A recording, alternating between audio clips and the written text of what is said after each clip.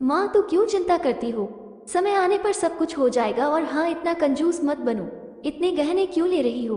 मुझे नहीं पसंद है। मैं उन गहने को अपने पूरे शरीर पर लाद कर और चोर के डर से घूमना, मुझे ये सब नहीं पसंद है। तुम्हारा जमाना गया। अब अपनी आंखें खोलो और अपने सामने दुनिया को देखो। ये कितनी खूबसूरत है। माँ, मस्त रहो और अपना जीवन एंजॉय करो। माँ, पूरी दुनिया तुम्हें और पापा को घुमाऊंगी। सारी खुशियाँ आपके चरणों में लाकर रखूंगी। उसके बाद ही मैं शादी करूंगी। मैं एक बेटी हूँ तो क्या हुआ, मेरे भी जिम्मेदारियां हैं। अब मुझे सिर्फ अपने करियर पर ध्यान देने दीजिए।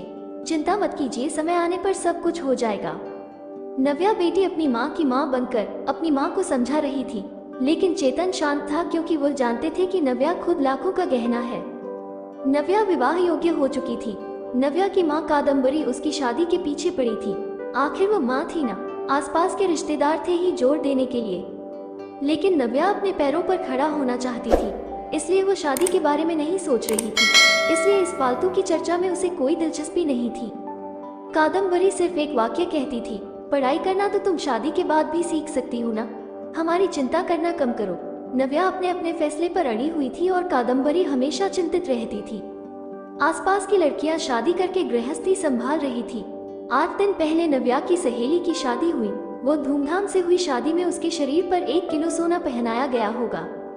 उसे हर रस्मों में एक गहना उसकी माँ अपनी बेटी के शरीर पर चढ़ा रही थी। दिखावा बहुत था शादी में। हमारी तो कोई भी तैयारी नहीं नव्या की शादी के लिए। चेतन तो किसी बात की चिंता नहीं करते। उसे याद आया, नव्या जब इस दुनिया में आई तब कादम्बरी के ससुर चेतन को बोले, चेतन लड़की हुई है रे बाबा, अब दहेज की तैयारी में लग जाओ। कादम्बरी को बहुत बुरा लगा सुनकर। पिता बनने की बधाई देना तो दूर, दहेज की बात करने लग गए। लेकिन चेतन इतने खुश थे कि मेरी संतान के रूप में पहली ही बेटी हुई। वो उसका लाड प्यार करने में मग्न रहता था। वो उत्सुकता से नई नई चीजें नव्या के लिए ले आता। मूल रूप से नव्या बहुत बुद्धिमान और तेजतर्रार थी। वो उत्सुकता से नई नई चीजें सीखने के लिए इच्छुक थी। नव्या धीरे धीरे अच्छे संस्कारों में बढ़ती जा रही थी। शिक्षा के क्षेत्र में वो हमेशा अव्वल रही। नव्या ने मेरिट को कभी नहीं छोड़ा। शोकेस विभिन्न योग्यता प्रमाण पत्र और ट्रॉफियों से भरा हुआ था। चेतन बोलता था, बस नव्या का सपना साकार करना है। इसलिए फिर उसकी शादी के लिए बचत वगैरह वो करता नहीं था। चेतन कादम्बरी को कहता था कि उसकी शानदार सफलता ही उसका सबसे कीमती गहना है। सब कुछ अच्छा होगा, चिंता मत करो। पर कादम्बरी की एक ही रट लगाती, थोड़े पैसे बचाने चाहिए, लड़की की शादी करनी है तो फिर 4 गहने तो देने पड़ेंगे नव्या को। गले में से डिप्लोमा सर्टिफिकेट और ट्रॉफी ही लेकर खड़ी रहेगी मंडप। ये कादम्बरी, शांत शांत, अपना ब्लड प्रेशर मत बढ़ाओ, मैं हूं ना, फिर शांत हो जाओ। चेतन कादम्बरी को समझा रहा था। चेतन की शांत धुन सुनकर कादम्बरी की अंदर की माँ जाग जाती थी। गुस्से में वो चेतन को बुरा भला बोल देती थी। चेतन तब भी शांति से सब कुछ सुनता था। कादम्बरी बोली, अब मुझे ही कुछ करना होगा। नव्या के पापा तो कुछ नहीं करेंगे। कल उम्र ज्यादा बढ़ गई तो शादी के बाजार में कोई शिक्षा को नहीं पूछेगा। रहा सवाल रहा गहनों का, एक भी छोटा बड़ा गहना बनाकर नहीं रखा। सोना सस्ता हो जाने पर बहुत बार बोलती थी, बनाकर रखो, लेकिन इसके पिता ने तो मेरी एक ना सुनी। सेविंग भी नहीं है, हमेशा उसके शिक्षा पर खर्चा करते थे। क्या बोलते थे, हमेशा शिक्षा एक अनमोल गहना है और इसकी कीमत बाजार में बढ़ती रहेगी, कभी सस्ता नहीं होगा। और रहा सवाल सोने के गहनों का, तो वो जब शादी होगी तब देखेंगे। चेतन का ये जवाब तय था। अंत में कादम्बरी ने उसे अपने गहने देने का फैसला किया। मेरे पिता ने कन्यादान में मुझे दिए थे। टोकरी जितना भरा तो नहीं, लेकिन कटोरी भर जरूर दिया है। मैं अब कहाँ पहनने वाली हूँ वो गहने? ये चिंता जो उसने खुद को समझ आकर दूर की। जैसे जैसे दिन बीतते गए नव्या ने अपने स्मार्टनेस से पोस्ट ग्रेजुएशन पूरा किया। उसने पीएचडी करने का इरादा किया और उतने में सोने पर सुहागा, अचानक उसे माइक्रोसॉफ्ट द्वारा सिलेक्ट कर लिया गया, जो पिछले साल के प्लेसमेंट के लिए आया था। एक बड़ा पैकेज उसके हाथ में रखा गया और गुड पोस्ट द्वारा और कई सुविधाओं पोस्टिंग के साथ अमेरिका में पेश किया गया।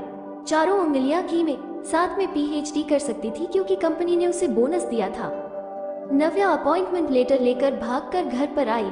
जब तक दरवाजा नहीं खुला तब तक नव्या ने डोरबेल से अपना हाथ नहीं हटाया। दरवाजा खुलते ही उसने अपनी माँ को गले से लगा लिया। माँ, अब लग जाओ शादी की तैयारी में। पापा, आप बस मदद करना। हाँ, यूएस जाना होगा ना मुझे। और अपॉइंटमेंट लेटर नव्या ने पापा के हाथ में रख दिया। चेतन ने वो लेटर जोर से पढ़ा। बाप रे नव्या, सच में यह अनमोल गहना अब शादी के बाजार में चमक उठेगा।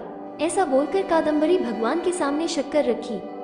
कोटि कोटि धन्यवाद आपका भगवान जी, ऐसा बोलकर भगवान को हाथ जोड़कर नमस्कार किया।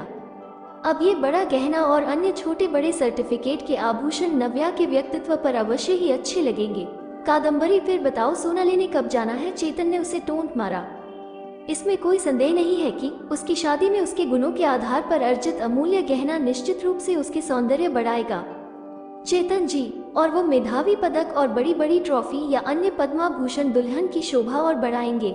ये हीरा हमारे मानस के जीवन में बिल्कुल फिट बैठता है। चलेगा ना आपको? दरवाजे पर शर्मा फैमिली खड़ी थी। अच्छा रिश्ता नव्या के लिए चलकर आया था। उनका मानस भी एक अनमोल रत्न था, सुंदर, सफल, प्रसिद्ध।